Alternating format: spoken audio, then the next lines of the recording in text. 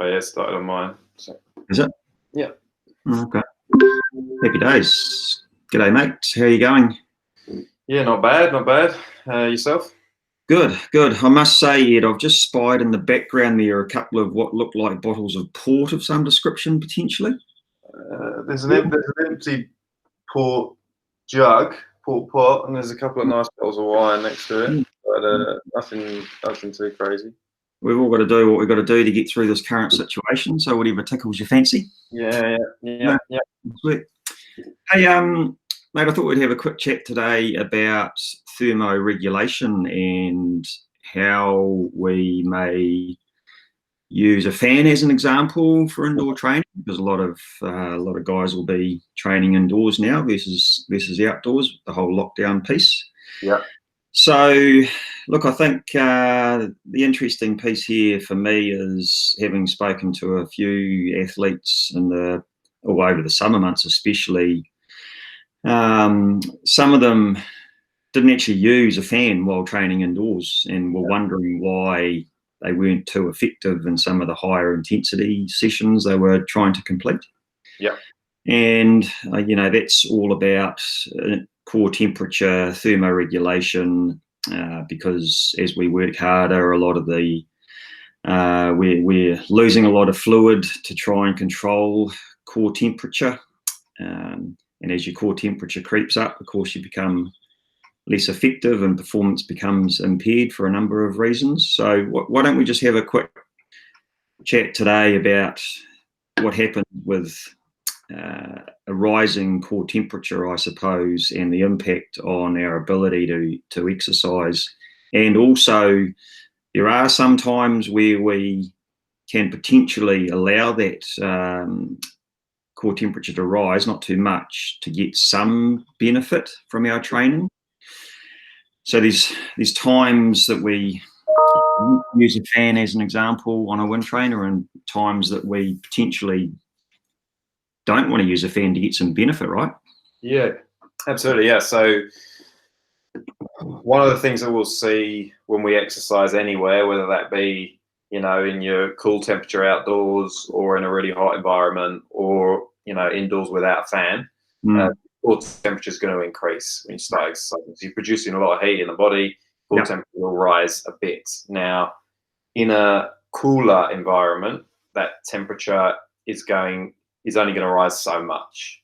So it'll typically rise a bit, maybe a degree, and then it'll level off, or maybe might start to creep up a little bit if you're doing really high intensity efforts. Whereas in a much hotter environment, that core temperature will rise much further, and the body wants to protect against the negative effects that very, very high core temperatures can have on lots of our functions. So it's going to act to protect itself by fatigue and down regulating effort and those sorts of things. And that's why your paces and powers when you're competing or training in a hot environment are going to be much lower than in a cooler environment, for sure.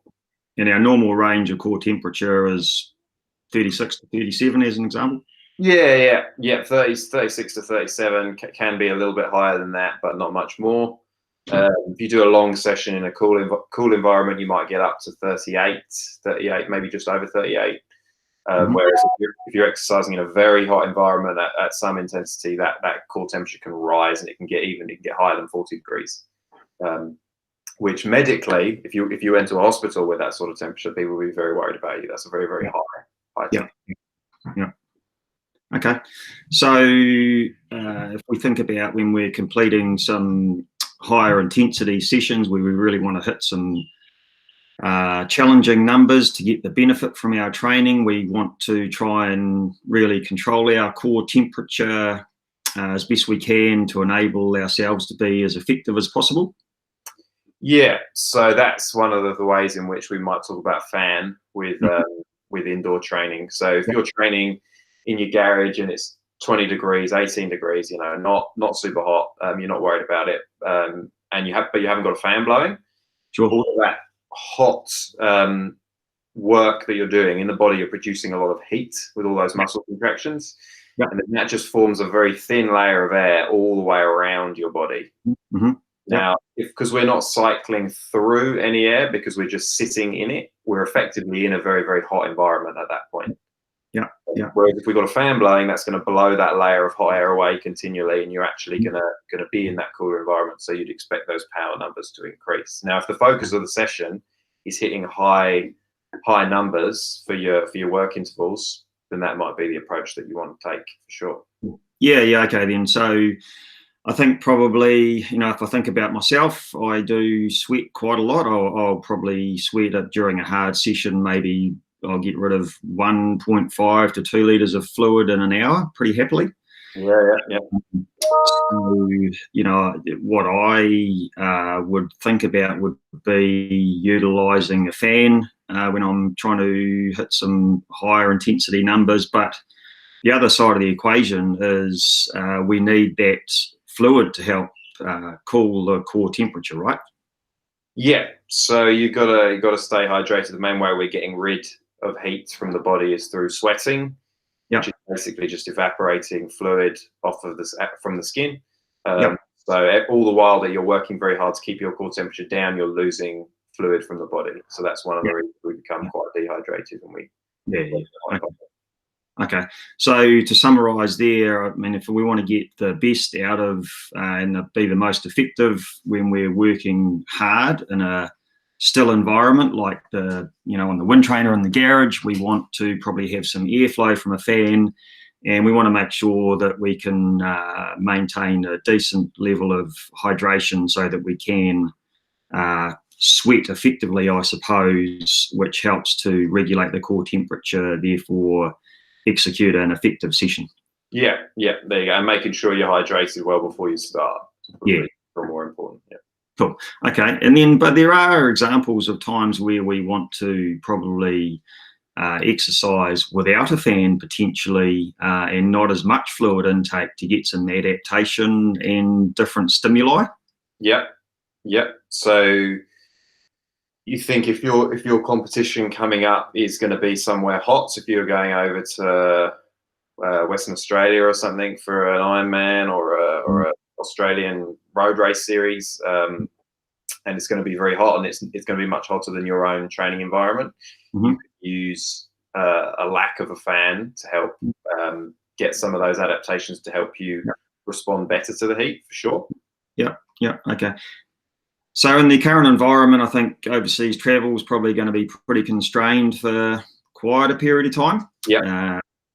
We're coming into winter in New Zealand. Some of the Northern Hemisphere guys will be coming into summer, obviously. So the Northern Hemisphere guys, that is, could use that sort of strategy quite effectively. What about someone in New Zealand who's going into winter training, potentially indoors? What would be one reason that they might not use a fan and maybe not as much fluid potentially, or not as much fluid? What sort of benefit would that provide them if they weren't travelling to a warmer environment? So you might predict that you're getting a different type of stimulus on the body if you're training, getting yourself very hot through training. So we push our body to adapt to training basically by stressing it. So you're stressing the body in a slightly different way. If you're perhaps compromising some of the power on the bike, but you're getting yourself nice and hot, you might see big sweat response. You might get a big compensation how much fluid there is in the blood, which could possibly be very helpful. Bring your heart rate down. Those easy powers. Yeah. So I think we may say that if you've got an easy zone 1, zone 2 ride as an example, that might be an opportunity to maybe not use the fan to provide a slightly different training stimuli and a different response. Yeah. I think that's fair to say. Yeah. Okay. Cool. So just to summarise that into one succinct little sentence, I think if we're jumping on the wind trainer and it's a high intensity session and we want to be super effective, we should probably use a fan and make sure that we're well hydrated going into that session to control that core temperature as best we can.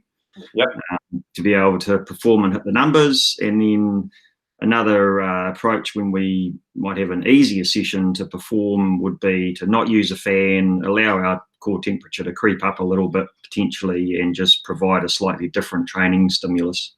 Yeah, no, that sounds a good strategy. Yeah, okay. So, look, I mean, that's a pretty good summary of how you can use fans and hydration in an indoor training environment to get some different training stimuli and help you, or help navigate your way through a week of training with the best possible outcome in terms of producing the numbers that you need to, I think. Yeah. I think one thing to note on that, to be careful, would be when you're doing those easy sessions and you're not using the fan, and you're going to see your heart rate creep up and up and up. Session goes on as you get hotter. That is, even though your power would be the same, that is an increased demand. So you might want to reduce your power to make sure that you stay in the correct zone according to your heart rate. I think you're going to see that heart rate and power decoupling when you're using the heat in that way, or a lack of a fan. Yeah, that's a great point, because a lot of guys become bound to power versus heart rate, I suppose, when they're riding bikes. And you raise a very good point, because as heart rate creeps up, that's definitely a demand on the system, and we just can't allow things to I guess head north and continue to head north in terms of stress, because we do need to control that, especially at times like this where we want to ensure our immune system is in best shape possible. Yeah, absolutely. Yeah, cool. Okay, well, that's a pretty good summary of indoor training and thermoregulation, and how we can use the environment to get the best out of it. I think we've got a couple of questions coming in, mate, so we'll probably catch up in another couple of days and just cover off the next one. But that's a pretty good summary and some good information for the guys there, I think. Yeah, sounds good. Cool. Cheers. All right, mate. Thanks for that. Cheers.